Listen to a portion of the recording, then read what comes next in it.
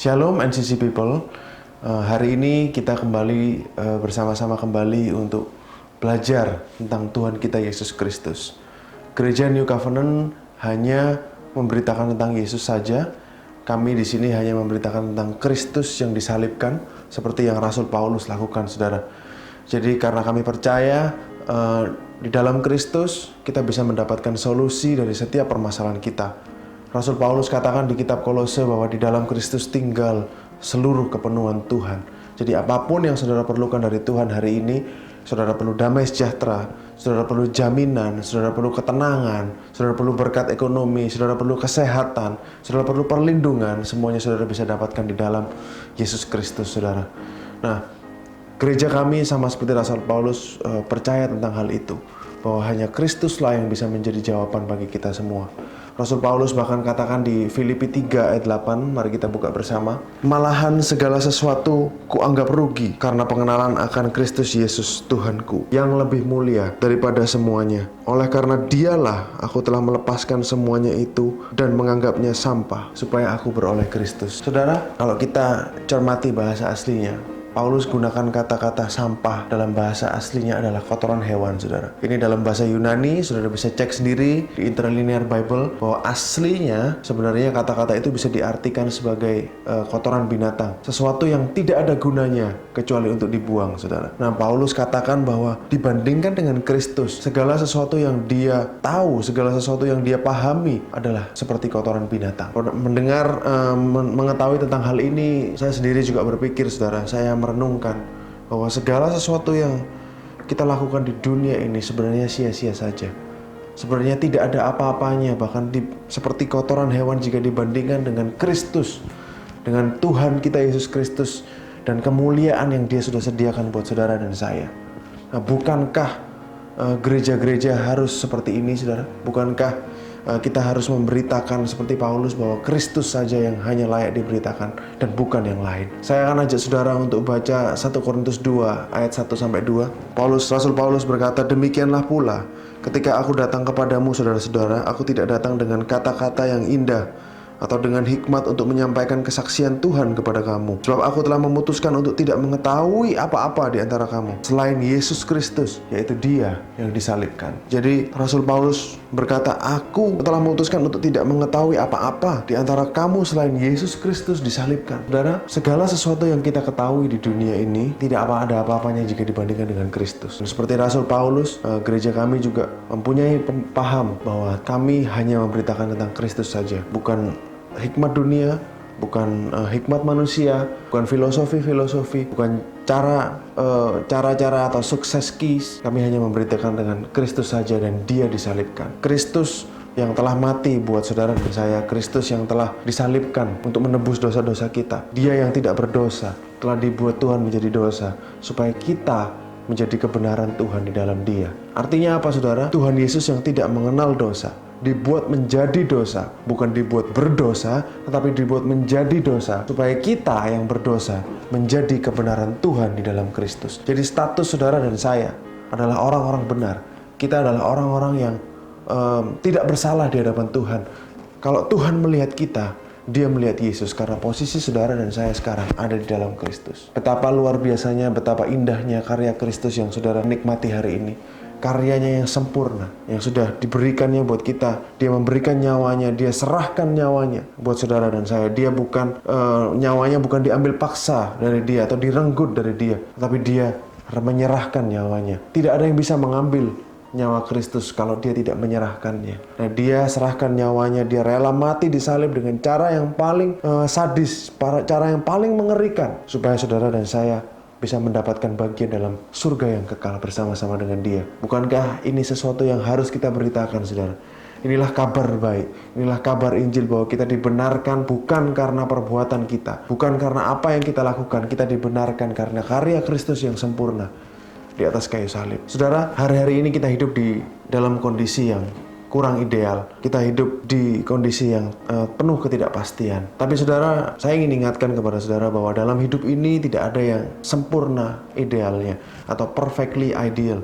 There is nothing in this world that is perfectly ideal for human. Mengapa saya bisa berkatakan gitu saudara, karena Alkitab katakan, Rasul Paulus melalui suratnya katakan bahwa kewarganegaraan kita bukan di sini tetapi di surga. Our citizenship is in heaven. Kita tidak akan pernah merasakan keadaan yang sempurna ideal di sini karena sebenarnya kita bukan warga dunia ini. Kita ini warga negara kerajaan surga, saudara. Nah, jadi mengapa kita harus melewati masa-masa seperti ini? Mungkin banyak dari saudara, banyak dari orang-orang di luar sana yang bertanya-tanya terus, kenapa kita harus melewati masa seperti ini? Kenapa kok kita harus mengalami masa yang tidak enak ini? Why, and why? Saudara, selalu akan ada pertanyaan seperti itu. Mungkin saudara sudah familiar dengan ayat Roma 8 ayat 28. Mari kita baca bersama. Kita tahu sekarang bahwa Tuhan turut bekerja dalam segala sesuatu untuk mendatangkan kebaikan bagi mereka yang mengasihi Dia, yaitu bagi mereka yang terpanggil sesuai dengan rencana Tuhan. Mungkin kita akan menggunakan ayat ini untuk menjawab saudara bahwa segala sesuatu yang terjadi dalam hidup kita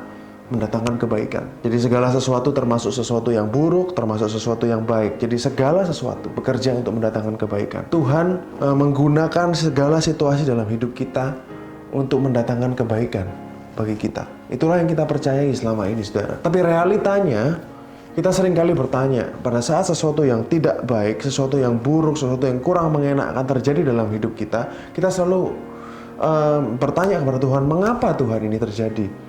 Itu sangat manusiawi, saudara, karena segala sesuatu yang tidak baik itu, ya rasanya tidak baik. Dan the pain is real, penderitaannya nyata, rasa tidak enaknya nyata, saudara. Jadi, kalau kita bertanya kepada Tuhan, kenapa ini terjadi, kenapa itu terjadi? Kalau sesuatu yang baik terjadi, kita tidak akan pernah bertanya. Itulah nature manusia, termasuk saya, saudara. Pada saat sesuatu baik terjadi, kita tentu tidak bertanya-tanya, ya sudah, oke. Kadang-kadang lebih sering kali lupa bersyukur, saudara. Tapi pada saat sesuatu yang buruk terjadi, kita akan ngomel, kita akan bersungut-sungut, kita akan bertanya kepada Tuhan, mempertanyakan hikmat dan kekuasaan Tuhan dan apa yang sedang Dia lakukan dalam hidup kita. Kalau dikatakan membawa kebaikan saja, kebaikan apa? Kita tidak akan bisa melihat kebaikannya. Saudara, kalau saudara bahas Roma 8 ayat 28 dan berhenti di situ saja, saudara tidak akan menemukan jawaban yang benar-benar lengkap pasalnya, saudara. Saya akan ajak saudara untuk baca Roma 8 ayat 29 sampai 30. Mari kita baca bersama. Sebab semua orang yang dipilihnya, ini lanjutan dari ayat 28 tadi, saudara ya. Saya akan bacakan dari ayat 28 dulu. Kalau kita lanjut 29 dan 30. Kita tahu sekarang bahwa Tuhan turut bekerja dalam segala sesuatu untuk mendatangkan kebaikan bagi mereka yang mengasihi Dia, yaitu bagi mereka yang terpanggil sesuai dengan rencana Tuhan. Sebab semua orang yang dipilihnya dari semula, mereka juga ditentukannya dari semula untuk menjadi serupa dengan gambaran anaknya, supaya ia, anaknya itu, menjadi yang sulung di antara banyak saudara. Dan mereka yang ditentukannya dari semula, mereka itu juga dipanggilnya, mereka itu juga dibenarkannya, dan mereka yang dibenarkannya, mereka itu juga dimuliakannya. Saudara, kalau kita baca lanjut 28, 29, dan 30, saudara akan menemukan jawabannya. Kebaikan yang Tuhan katakan Dia rancangkan segala sesuatu untuk kebaikan saudara dan saya, dan mendatangkan kebaikan bagi kita semua. Kebaikan apa yang akan Tuhan datangkan? Yaitu Dia, tujuan akhirnya akan membuat saudara sama seperti Kristus. Saudara, Dia akan, dikatakan di ayat 29 tadi, Dia akan membuat kita sama seperti gambar anaknya, Yesus Kristus. Bukankah ini tujuan yang indah, saudara? Bukankah ini tujuan yang luar biasa mulia? Rasul Paulus juga katakan, kita dipanggil, kita dibenarkan, kita dimuliakan. Itulah status kita di hadapan Tuhan, saudara. Dan melalui segala sesuatu yang terjadi dalam hidup ini, baik buruk maupun baik, Tuhan punya satu tujuan, yaitu membawa kita untuk menjadi sama seperti Kristus. Mungkin pada saat saudara mendengar tentang hal ini, mungkin pada saat saudara mendengar apa yang saya katakan hari ini mengenai bahwa segala sesuatu yang terjadi dalam hidup kita, tujuannya adalah membawa kebaikan, yaitu supaya kita menjadi sama seperti Kristus. Kristus yang indah, Dia pribadi yang baik, Dia pribadi yang penuh pengampunan. Dia mengampuni kita bukan pada saat kita minta ampun, tapi Dia mengampuni kita. Dia berkorban buat kita pada saat kita masih berdosa. Dia Tuhan yang selalu memberi. Dia Tuhan yang selalu mengampuni. Dia Tuhan yang mengorbankan dirinya, nyawanya yang terbaik yang Dia miliki. Padahal Dia tidak salah apa-apa, padahal Dia tidak bersalah, Dia tidak berdosa. Dia rela menanggung hukuman yang seharusnya bukan kewajibannya untuk Dia tanggung. Karena Dia tidak berdosa, saudara. Dia pribadi yang begitu indah. Dikatakan bahwa He is altogether lovely. Segala sesuatu tentang Kristus adalah indah. Bahkan kata-katanya, bahkan hikmatnya, tingkah lakunya, semuanya tentang Kristus adalah indah. Saudara kalau ingat, saudara baca bagaimana Kristus baik, dia selalu menyembuhkan orang, dia selalu menerima orang berdosa yang selalu datang kepadanya, dia selalu mau mengampuni, dia mau berkorban.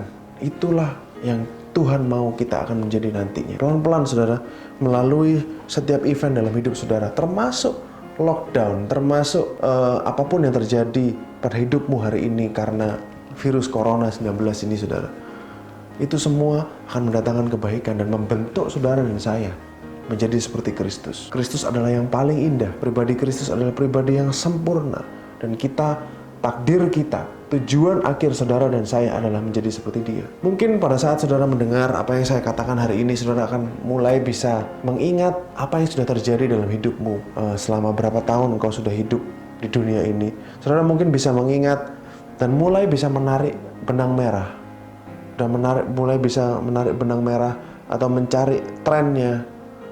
Mulai pertanyaan-pertanyaan mulai terjawab saudara, bahwa sebenarnya segala sesuatu yang terjadi dalam hidupmu dari dulu sampai sekarang dan sampai nanti ke depannya, itu semua untuk membawa kita menjadi seperti Kristus. Karena apa saudara? Bagi Tuhan, bagi Bapa, dia hanya bisa disenangkan, dia hanya bisa berkenan akan korban Kristus di atas kayu salib. Dia hanya bisa berkenan pada anaknya.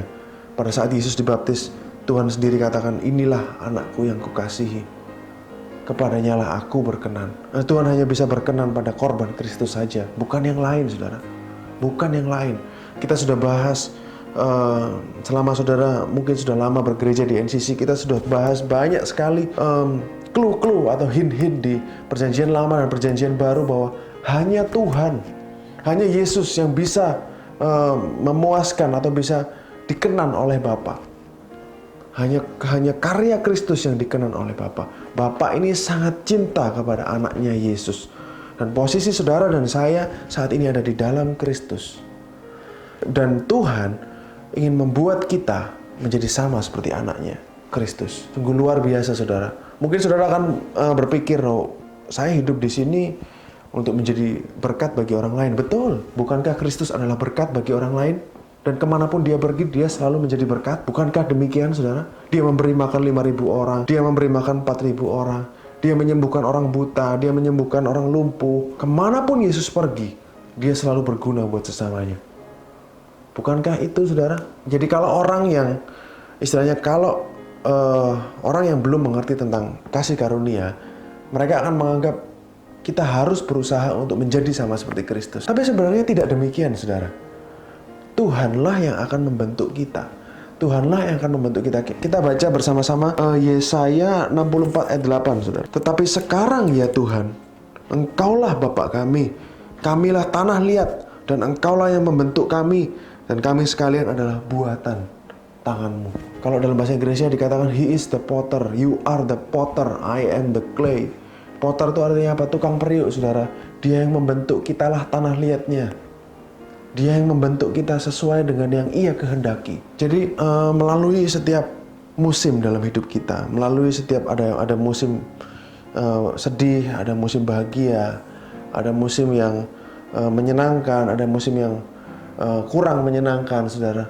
Itu semuanya adalah pembentukan kita untuk menjadi sama seperti Kristus. Bukan dengan usaha kita, saudara. Bukan dengan effort kita.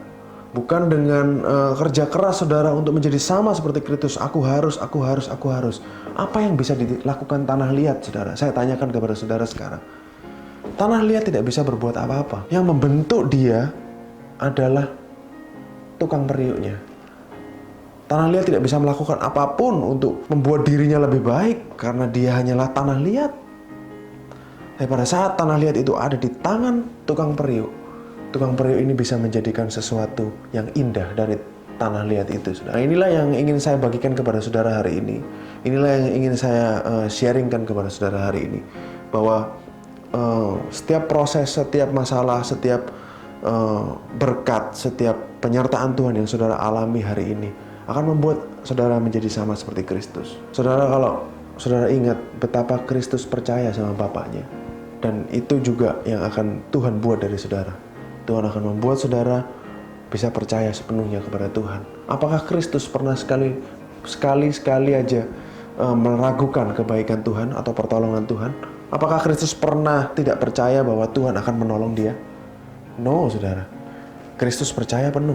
Dia katakan apa, saudara? Bapa, aku berdoa kepadamu, engkau selalu mendengar aku. Dia katakan pada saat dia berdoa.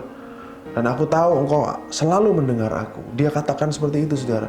Jadi dia percaya bahwa Bapaknya akan selalu mendengar dia. Begitu juga dengan saudara dan saya hari ini. Kita di dalam Kristus, saudara. Apapun yang kita doakan, apapun yang saudara serukan, apapun yang saudara keluhkan, selalu didengar oleh Bapa. Karena posisi saudara sama dengan posisi Kristus, saudara di dalam Dia. Jadi pernahkah Kristus ragu bahwa doanya akan didengar oleh Bapa? No, never. He always trust that God always hear him. Saudara, kalau kita bicara tentang percaya dan sesuatu yang unknown, trust and unknown, atau sesuatu yang tidak ketahui atau tidak pasti, itu tidak bisa dipisahkan. Kalau segala sesuatunya pasti, tidak ada namanya percaya, saudara. Tapi pada saat sesuatu ini tidak pasti atau sesuatu ini tidak kita ketahui dengan pasti, lebih tepatnya, tidak kita ketahui dengan pasti, tapi kita percaya, kita tetap naruh kepercayaan, itulah percaya yang sejati, saudara. Kita tidak akan bisa melihat segala sesuatu. Kita tidak tahu segala sesuatu, saudara. Ada alasan kenapa Tuhan tidak buka masa depan buat kita. Kenapa Tuhan tidak kasih tahu apa yang akan terjadi di masa depan buat kita secara detail. Blueprintnya, ini loh hidupmu. Umur sekian kamu akan gini, umur sekian kamu akan gini, hari ini kamu akan seperti ini. Tuhan tidak kasih tahu semuanya dengan detail. Why? Because He wants you to trust Him.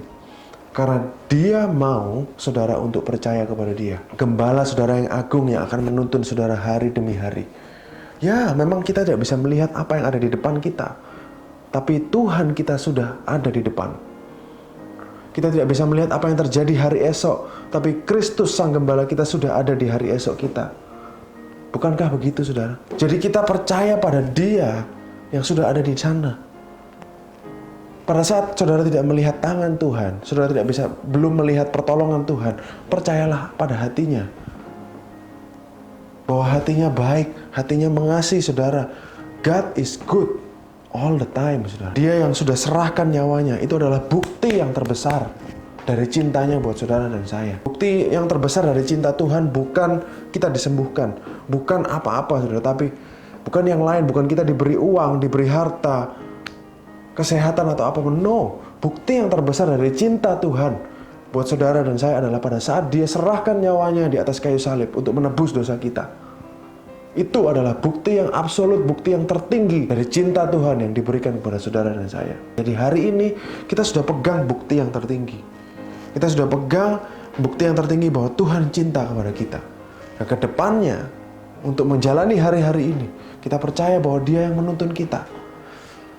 Kita adalah tanah liat, sekali lagi saya katakan. Dan Dia adalah tukang periuknya. Dialah yang akan membentuk saudara melalui perjalanan hidup ini.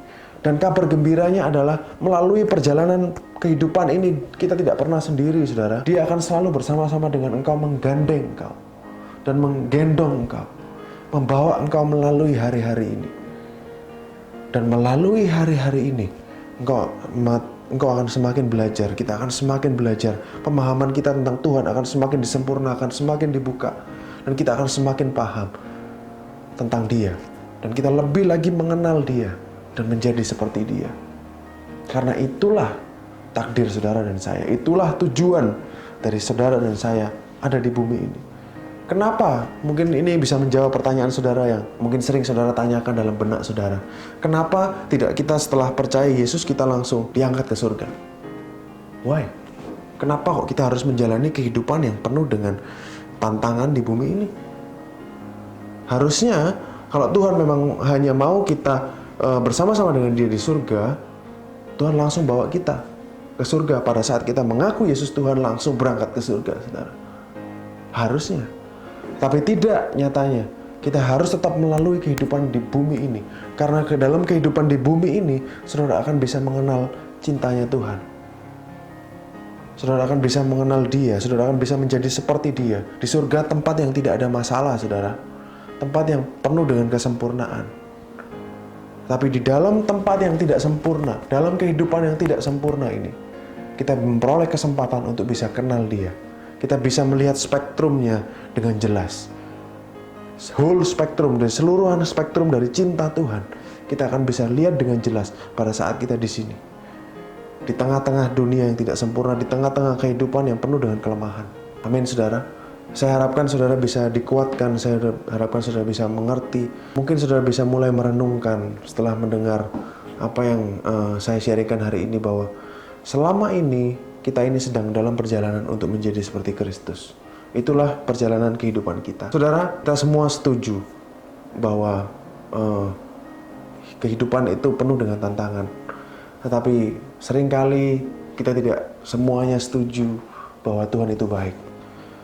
Hari ini saya ingin kita semua sama-sama setuju bahwa Tuhan itu baik. Dan Dia selalu baik dan Dia sangat baik bagi kita semua. Saudara, kalau saudara ambil suatu contoh dari Alkitab, mungkin yang jelas terlihat adalah Paulus, saudara. Saudara ingat Rasul Paulus, bagaimana dia menganiaya jemaat Kristen dulu sebelum dia bertobat.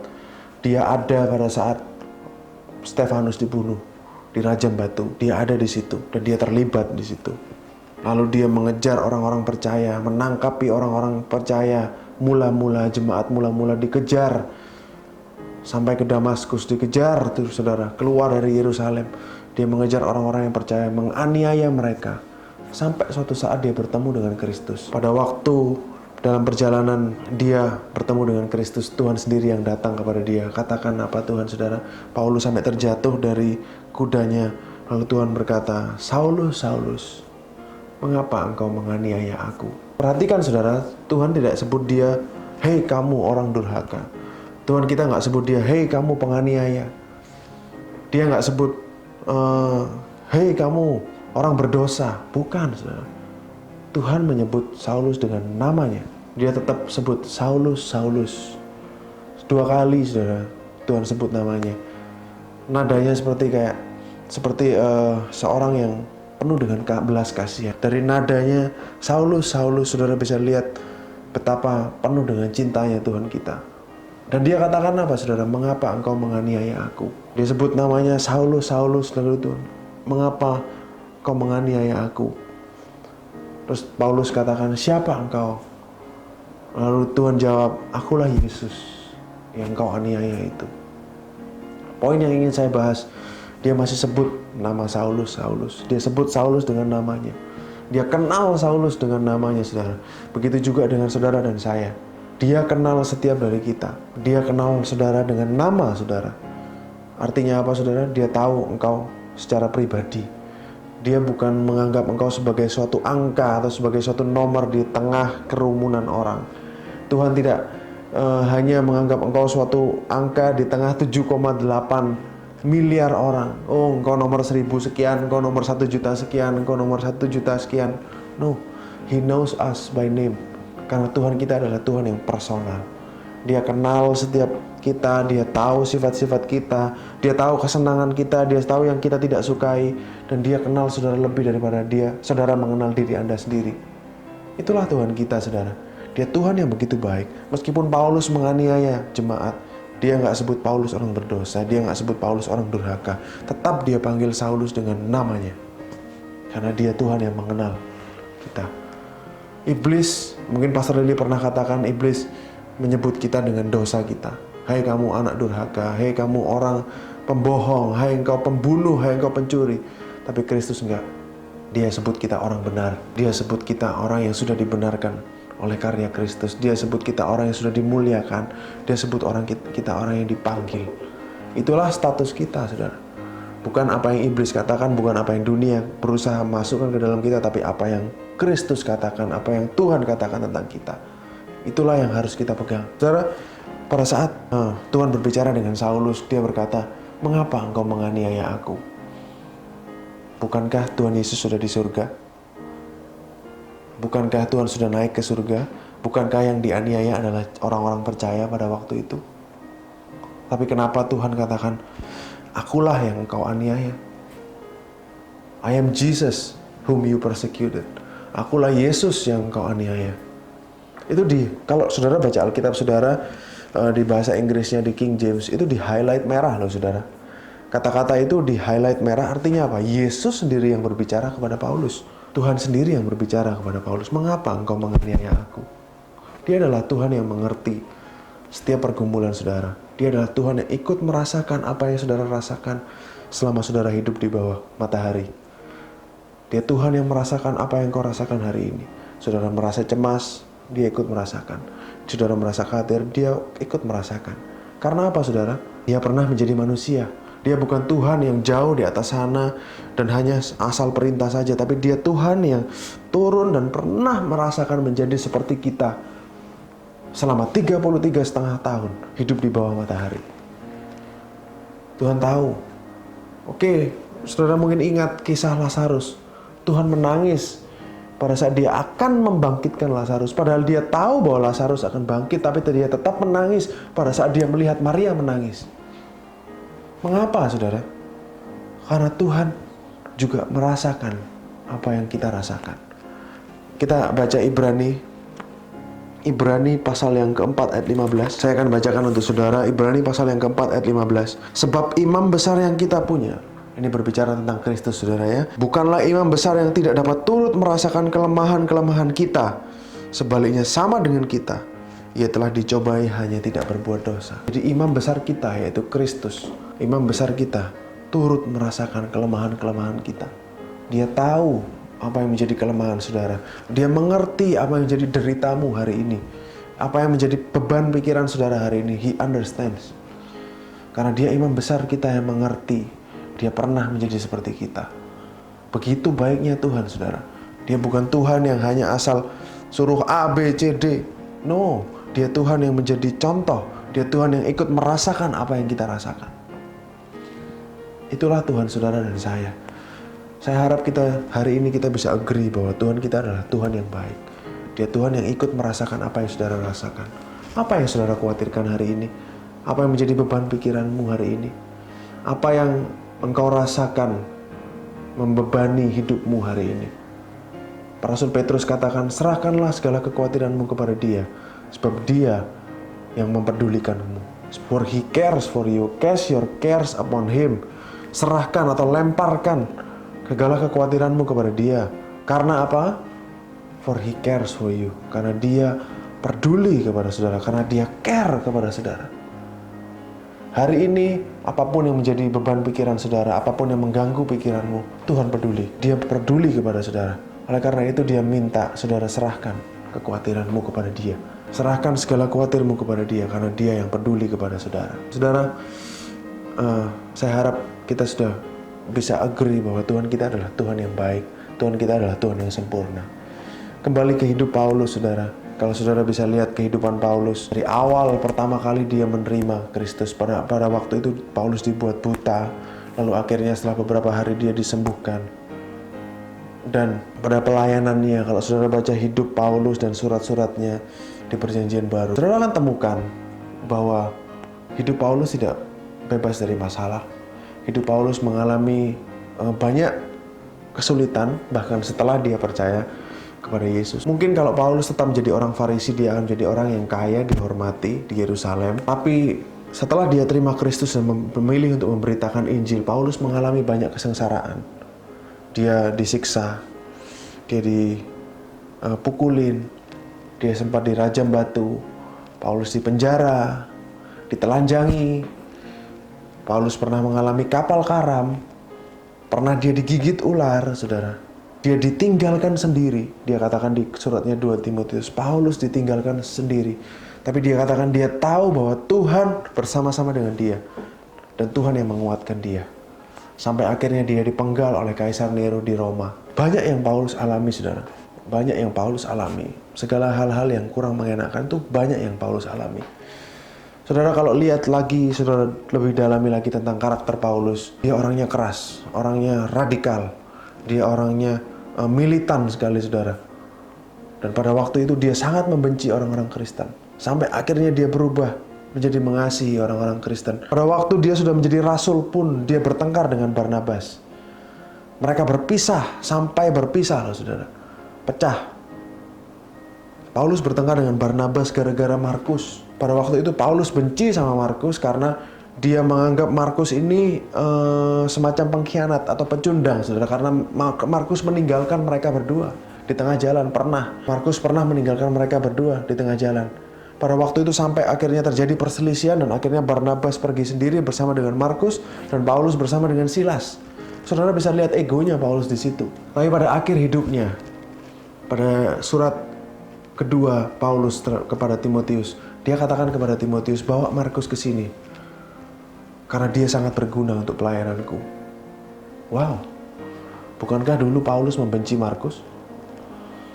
Bukankah dulu sampai dia berpisah dengan teman baiknya Barnabas karena Markus, yang adalah namanya Yohanes Markus atau John Mark, penulis kitab Markus, Injil Markus itu. Bukankah dulu Paulus membenci dia sampai akhirnya merelakan untuk berpisah dengan Barnabas? Tapi pada akhir hidupnya, pada waktu Paulus mau mati, rasanya sepertinya ini surat terakhir dari Paulus dia, itu surat 2 Timotius. Dia berkata kepada Timotius, bawa Markus ke sini sebab dia berguna untuk pelayananku. Terjadi perubahan, saudara, terjadi perubahan karakter pada Paulus. Semakin lama dia semakin dewasa, semakin seperti Kristus, semakin mengerti bagaimana seperti Kristus itu, apa yang Tuhan mau, tentang semakin bisa mengampuni, semakin bisa mengasihi. Saudara, kalau bisa lihat evolusi karakter dari Paulus ini, saudara, kita akan tahu bahwa makin lama Tuhan akan membawa kita, mengajar kita untuk menjadi sama seperti Kristus. Menjadi suatu bejana yang indah di hadapannya. Suatu bejana yang indah dan berguna bagi Dia. Itulah saudara dan saya. Dan kita akan menuju ke sana, saudara. Bukan dengan effort saudara, tapi Tuhan, Sang Gembala Agung, yang akan membawa kita. Dia tukang periuk, akan membawa kita menjadi sama seperti Kristus. Kalau saudara baca di 2 Timotius 4 ayat 6-8, saya akan bacakan buat saudara. Mengenai diriku, darahku sudah mulai dicurahkan sebagai persembahan dan saat kematianku sudah dekat. Ini Paulus berkata kepada Timotius, ayat 7, aku telah mengakhiri pertandingan yang baik, aku telah mencapai garis akhir, dan aku telah memelihara iman. Sekarang telah tersedia bagiku mahkota kebenaran yang akan dikaruniakan kepadaku oleh Tuhan, Hakim yang adil, pada harinya, tetapi bukan hanya kepadaku, melainkan juga kepada semua orang yang merindukan kedatangannya. Pada akhir hidupnya, Paulus berkata, aku telah mengakhiri pertandingan yang baik. Kalau dalam bahasa Inggrisnya, I have fought the good fight. I have finished the race. Aku sudah bertanding dengan baik. Aku sudah menyelesaikan perlombaan. Pada akhir hidupnya Paulus katakan seperti itu, saudara. Dan dia katakan, sudah menanti bagiku mahkota kebenaran. Dan yang luar biasanya, Paulus akan bertemu dengan Tuhan face to face. Nanti suatu saat, kita akan bertemu dengan Tuhan muka dengan muka, saudara. Dan itu akan menjadi hari yang sangat mulia, hari yang sangat indah, di mana kita bertemu dengan kekasih jiwa kita, yang bisa memuaskan the longing of our soul, kerinduan hati kita, kekosongan dalam jiwa kita, dalam hati kita. Hanya Dia yang bisa memenuhinya. Dan kita akan bertemu dengan Dia nanti, muka demi muka. Dan inilah yang karya Kristus, yang Tuhan sudah mati, sampai mati untuk memberikan kepada kita. Karena Dia ingin bertemu dengan kita dan menghabiskan kekekalan bersama-sama dengan kita. Yang terindah dari surga, saudara, bukan lantai dari emas, bukan segala yang indah-indah yang dijelaskan di kitab Wahyu. Tapi yang terindah dari surga adalah saudara dan saya bisa bersama-sama dengan Kristus, temu muka dengan Kristus, dan mengalami Dia, dan mengenal cintanya yang begitu luar biasa buat saudara dan saya. Bukankah kita semua merindukan hari itu? Mari saudara, kita berdoa. Bapa dalam surga, terima kasih atas sesi hari ini. Terima kasih bahwa Engkau sudah memberikan anak-Mu kepada kami, mati di kayu salib untuk menebus dosa-dosa kami, sehingga surga adalah bagian kami, dan kami bisa bertemu dengan Engkau muka demi muka pada saat nanti di kekekalan. Itulah kerinduan kami, Tuhan.